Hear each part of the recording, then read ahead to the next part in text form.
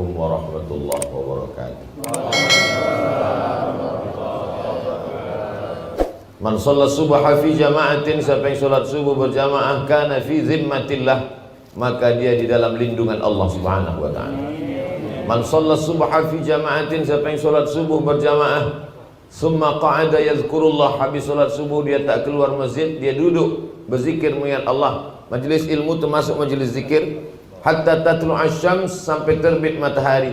Summa yusalli rak'ataini, sesudah itu dia salat sunat 2 rakaat. Namanya salat sunat isyraq, terbit matahari. Kanat lahu ka ajri hajjatin wa umrah, dapat pahala seperti haji dan umrah. Tammah, tammah, tammah, sempurna, sempurna, sempurna. Hadis ini disebutkan oleh Imam Abu Isa Ibnu Saurah dalam kitab namanya Sunan At-Tirmidzi. Hadis ini hadisun hasan, kata Imam Tirmidzi. Hadis hasan, tak ada ikhtilaf antar ulama untuk mengamalkannya. Mudah-mudahan kita istiqamah. Salat subuh berjamaah, duduk berzikir mengingat Allah sampai terbit matahari, salat sunat 2 rakaat, maka dapat haji dan umrah. Sekarang susah haji umrah, punya duit pun tak tahan dicucuk hidung karena vaksin segala macam. Maka andai belum mampu, belum sanggup, istiqomah, mudah-mudahan sampai ke anak cucu sampai hari kiamat insyaallah. Jadi kita tausiah subuh ini sampai waktu maghrib.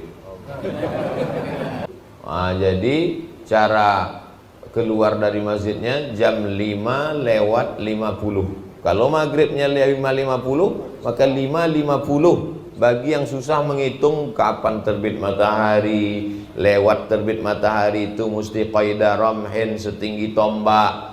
Diukur setinggi tombak menurut ilmu astronomi 12 menit. 12 menit digenapkan payah ngitung jadi 15 menit. Payah menghitung-hitungnya, maka lengkapkan saja kalau susah cara menghitung pas waktu maghrib. Kalau maghrib tempat kita jam 5:50, berarti sampai jam 5:50, sesudah itu sholat sunat bagi yang payah menghitung. Kalau kami Pak Ustaz sholat subuh pula jam 7, nah itu sholat subuh ketinggalan. Lamalah sudah rasanya saya tausiah ke berbagai negeri, tapi baru kali inilah saya tengok berita kehilangan. Sudah hilang saudara-saudara kami dari masjid. Terakhir ditemukan sholat Idul Fitri. Jadi memang itulah yang terjadi di tengah masyarakat kita sekarang. Lain padang, lain belalang, lain lubuk, lain ikannya, lain tempat, lain macam cara membawa jamaah nih ke masjid. Jadi saya tanyalah kawan sahabat saya dulu sama-sama di Mesir, macam mana kau cara mengajak jamaah ke masjid? Kata dia, kami buat undangan. Undangan macam mana? Macam undangan nikah.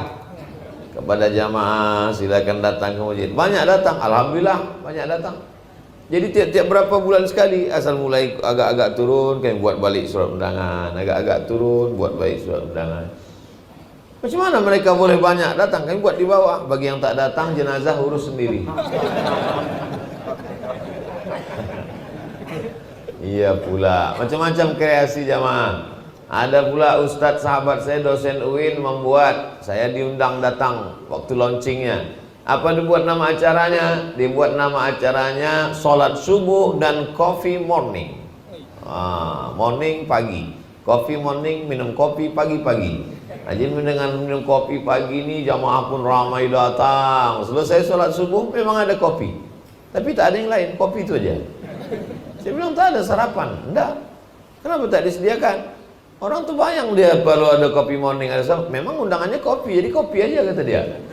Nah, jadi memang ini ide-ide brilian dari orang-orang soleh, terpikir dia. Orang yang mengajak sholat ke masjid ini bukan dia benci, bukan dia marah. Orang yang mengajak sholat ke masjid, dia tak ingin masuk surga sendirian. Karena kalau masuk surga sendirian, apalah gunanya kalau nggak ada kau, kata dia. Nggak ada lo, nggak rame, beb. Jadi orang yang ingin masuk surga ini, orang beriman itu kalau dia masuk surga, bukan macam naik bis dapat tempat duduk, tak peduli pada orang tegak. Kalau dia sudah masuk ke surga, yang pertama ditanyanya, kawan aku yang dulu mana, tetangga aku dulu mana, saudara aku dulu mana, sahabat aku dulu mana. Karena dia tak mau masuk surga sendirian. Jadi kalau bapak, ibu, tuan, encik masuk surga nanti, tolonglah cari-cari Ustadz Abdul Somad. Begitu orang beriman. Kadang kita masuk surga ini bukan karena amal kita, masuk surga karena doa orang soleh. Masuk surga karena syafaat Nabi Muhammad SAW. Masuk surga karena syafaat Al-Quran. Masuk surga karena syafaat orang beriman. Jadi orang beriman bisa memberikan syafaat. Tengok dalam hadis syafaat yang panjang dalam Sahih Bukhari, Sahih Muslim. Ada orang masuk surga karena syafaat Nabi Muhammad. Ada orang masuk surga karena syafaat malaikat. Ada orang masuk surga karena syafaat Allah. Kata Allah, semua sudah kasih syafaat, aku belum. Maka ada orang masuk surga karena syafaat Allah. Ada orang masuk surga karena syafaat orang beriman. Mungkin dia bukan ulama, bukan habaib, mungkin dia bukan orang hebat, manusia biasa tapi hatinya bersih. Lalu kata Allah, kau kukasih syafaat untuk memberi syafaat pada orang lain. Itu maka jangan sepelekan orang, jangan rendahkan orang. Hai Abdul Somad, jangan kau sepelekan orang. Walaupun tempat duduk kau sekarang ini macam duduk raja-raja dan sultan-sultan.